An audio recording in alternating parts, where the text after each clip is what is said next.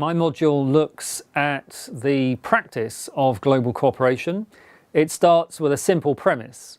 The premise being that although in many respects the world is a disruptive and violent and sometimes nasty place, it is also characterized by a considerable degree of cooperation. Cooperation can be found in the fact that large parts of the world at any given point in time are at peace. We are fortunate in Europe at least and in North America to live in a region of rising prosperity.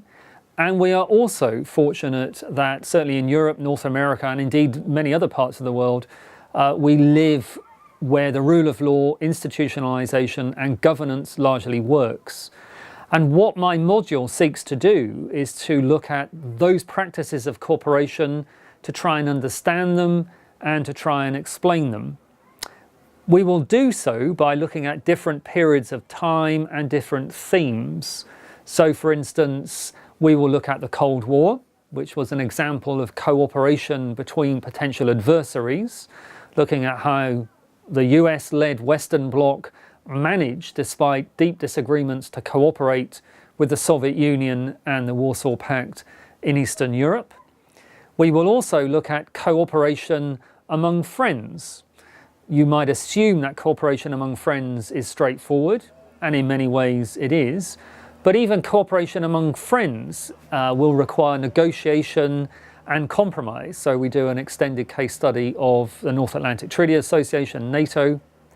And thirdly, we will look at a case study of climate change negotiation, i.e. cooperation among large numbers, where the vast majority of the world's states have had to engage in complex, prolonged, and sometimes very difficult negotiations on setting in train a regulatory framework for carbon reductions.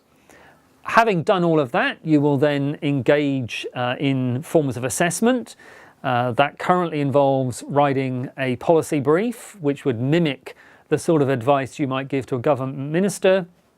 And you will also be assessed on the basis of an oral presentation on one of the case studies you have discussed in class.